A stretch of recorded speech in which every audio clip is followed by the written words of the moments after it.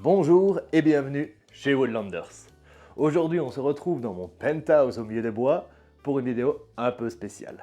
Ouais, où je suis devant un crapuleux fond vert et je me la pète grave. Format spécial donc, puisque aujourd'hui on va s'attaquer au fameux live hack. Petit contexte, vous vivez dans une grotte, les live hacks sont ces vidéos made in Wish qui inondent le net de trucs et astuces pour vous rendre la vie plus simple.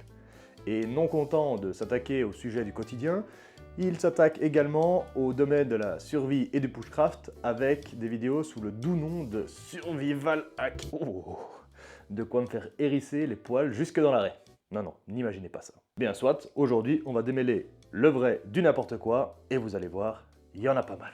Petit disclaimer tout de même. Le but derrière cette vidéo n'est pas d'insulter ou de ridiculiser les auteurs, acteurs de ces vidéos, même si l'axe que je choisis est l'humour, mais de vous faire prendre conscience que sur internet on peut trouver le meilleur comme le pire. Et sans faire la part des choses, certaines personnes, dont le jeune public, peut s'y méprendre et reproduire ces choses. Ce que vous allez voir parfois est très ridicule.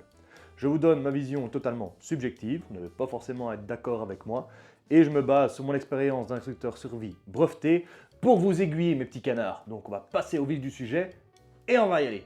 Go! J'ai plus de café moi. Hop! Et je me cale ici, dans le coin de l'écran, comme ça vous avez ma grosse face en avant-plan et les copains derrière. Et ça va bien se passer. Vous allez voir, tout va bien se passer. On va y aller crescendo. On va commencer avec des petites vidéos, avec des petites subtilités, des petits ajouts. Et on va foncer vers le pire. Ouais. Va falloir rester jusqu'à la fin de la vidéo, malheureusement. Abonnez-vous, donc vous y êtes. Ça va faire plaisir. Allez, on se lance. Qu'est-ce qu'on a là? Récolter de l'eau à partir d'un arbre. Oui, c'est faisable, mais pas avec n'importe quel arbre. Et ici, il n'est spécifié nulle part quelle essence c'est. C'est surtout avec du bouleau, l'eau de bouleau. Très connue, elle a plein de bienfaits, dont l'antioxydant, et on peut en récolter toute l'année. Il est conseillé quand même de faire un cycle lorsque vous récoltez de l'eau sur un arbre, enfin la sève de l'arbre, puisque c'est quand même son sang en soi, et de faire ça en bon père de famille, de manière raisonnable, pour éviter de tuer l'arbre. Dans cette vidéo, j'ai pas l'impression que c'est un bouleau. Pour moi, c'est plutôt un merisier. Dites-le moi en commentaire si vous reconnaissez cet arbre. Et là, du coup, ça peut être dangereux. Boire de l'eau qui n'est pas comestible, vous voyez pas un dessin, mais c'est pas bon. Donc voilà. Bon, un premier live hack, ça va, on est gentil, mais faire attention tout de même. Live hack suivant. Oh mon coquin, t'as plus d'eau? Ah, tu vas la récolter sur les plantes. Pas bête. Ce que vous voyez ici, c'est que le camarade ici, il a plus d'eau. Donc, il va récolter de l'eau grâce à l'évaporation, la transpiration des plantes. Ça se fait également, bien sûr. Pas sur n'importe quelle plante. Certaines vont donner beaucoup d'eau, d'autres moins. Faites attention tout de même aux plantes toxiques. Si celle-ci est toxique, par exemple la plante est vénéneuse, l'eau que vous allez avoir va rentrer en contact avec les feuilles, avec la sève de cette plante. Et du coup, l'eau que vous allez boire va être toxique.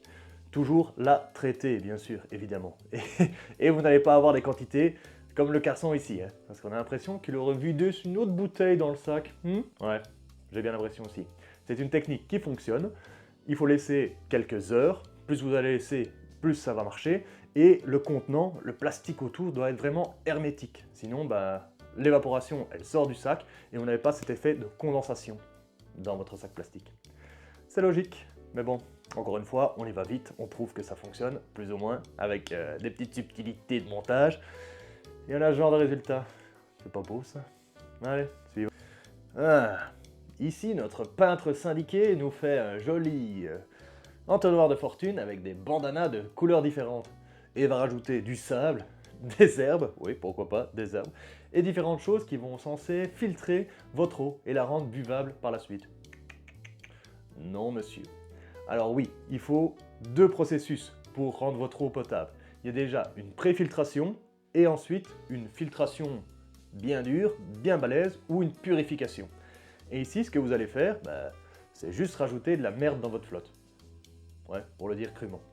Là, les différentes strates qu'il a fait ne va rien enlever aux différents polluants de l'eau. Ça va certainement enlever les gros polluants, les sédiments, on va appeler ça, donc les gros morceaux, les choses qui flottent et qui sont bien visibles, mais tout ce qui est protozoaires, bactéries, virus, là, ça n'a rien à foutre de l'herbe, du sable, etc. Ça va passer à travers. Donc, une fois que vous avez ce dispositif qui est mis, déjà ça va vous prendre énormément de temps, de matériel, etc. Ok. pour faire ça.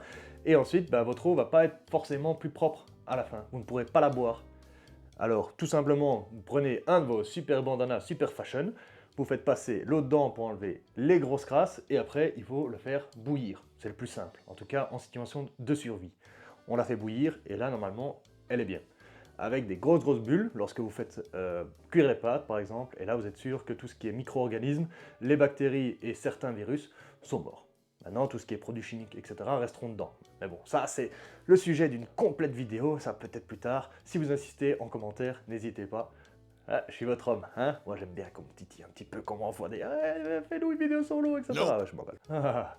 On glisse doucement vers le what the fuck. Le mec là, je sais pas si vous voyez, je vais vous laisser regarder un petit peu. Ça brûle bien quand même ce baguette, hein. On aurait l'impression qu'il aurait mis quelque chose dessus, un hydrocarbure par exemple, ou quelque chose qui brûle extrêmement bien. Je vous la remets. Oh, ça va bien. Bon ici, pas grand chose à dire, vous le voyez de vous-même, c'est complètement what the fuck. Le mec il plante son couteau, il est tout émoussé, tout bizarre, ça me va, déjà. Et ensuite, bah, il fait ses plumes comme un peintre, faut le dire, faut dire ce qui est, c'est moche, c'est mal réalisé. Et il l'a trempé dans je sais pas quoi, sa baguette, ça brûle super bien, faut me donner l'essence du bois, mec, je veux savoir ce que c'est. Bah voilà, là, pour vous faire la transition, doucement, on va tendre vers du what the fuck. Hein, et la prochaine vidéo, ça va pas manquer. Ceci est une déclaration du lobby de l'aluminium. On peut tout faire avec de l'aluminium. La preuve, en images.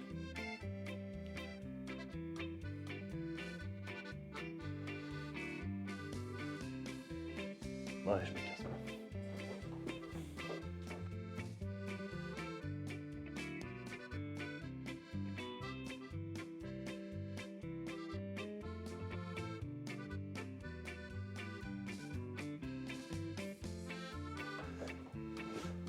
Bon, vous l'aurez compris.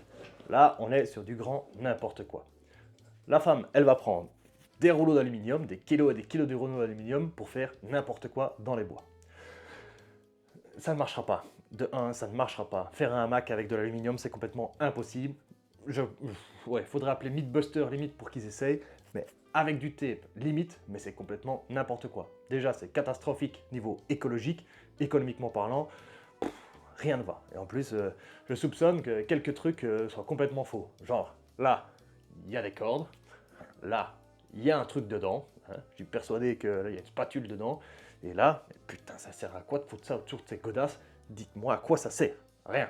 Marche pas dans les flaques, et quand bien même, viens pas avec des chaussures blanches en plein milieu des bois. Enfin bon, tout ça pour vous dire que là, on est en dur, high level, hein. On est très haut là, avec ça. Mais bon, je sais pas, est-ce que ça a donné des idées à certains d'entre vous de vouloir reproduire ce genre de choses?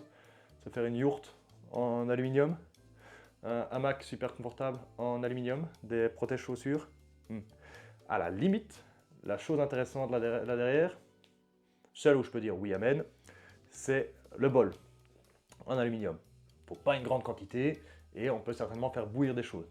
Attention, s'il est vide, comme la bonne femme elle le met au début là, hop, directement avec les nouilles instantanées dedans, il va cramer, il va fondre. Donc directement mettre de l'eau dedans. C'est comme le même principe avec les bouteilles, etc. Tant qu'il y a de l'eau dedans, puisque celle-ci va refroidir le contenant, ça va aller. Mais dès qu'il n'y aura plus dedans, bah, ça va commencer à chauffer, à fondre, et potentiellement vous intoxiquer. Mais ça, c'est bonus ça. Enfin bon, on continue. Alors elle, on est sur quelque chose là. Je vous laisse regarder. Vous allez voir, il y a un truc qui doit vous sauter aux yeux. Here I come. Vous avez vu? Ouais, ça, là, ils nous pissent dessus sans même nous faire croire qu'il pleut. Alors je sais pas si c'est eux qui sont complètement teubés ou s'ils nous prennent pour des canards sauvages, mais là, et c'est ouvert. Voilà, ça vous donne un petit peu le ton pour les vidéos qui vont suivre. Parce que là, on est sur du level. Je vais juste dire quelques petits mots, on va pas s'attarder là-dessus.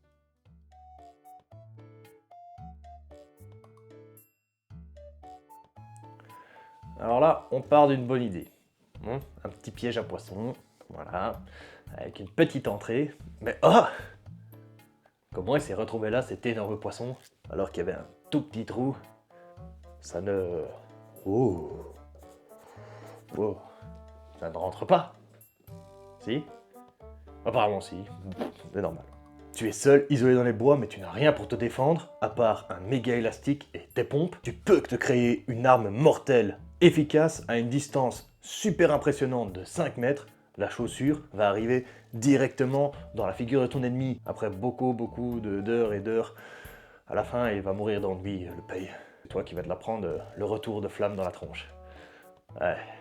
La petite dernière, libre de commentaires. Allez-y, faites-vous plaisir. Quelle résilience. Chapeau l'artiste. Ça, c'est un mec qui se dévoue à son art. Hein. Et qui a le temps. Je vous parle pas de l'hypothermie qui va se choper, le mec. Hein. Enfin bon. Tout va bien. Ouais. C'est du joli tout ça. En tout cas, on a appris quelque chose aujourd'hui. Si c'est sur internet, c'est peut-être vrai, mais c'est peut-être faux. Ouais, si ce genre de contenu vous plaît, faites-le moi savoir en commentaire. Et je m'attaquerai peut-être à un épisode 2. Ou certainement. Moi, ça me fait bien marrer en tout cas de traiter ce genre de sujet. Et si vous trouvez des survival hacks de votre côté, partagez-les avec moi sur mes différents réseaux sociaux qui se trouvent en commentaire, juste en dessous dans la description, ou un peu partout par ici. Bon bah, sur ce, il ne me reste qu'une chose à vous souhaiter, c'est portez-vous bien et à bientôt pour de nouvelles aventures. Sympa la vue, non ?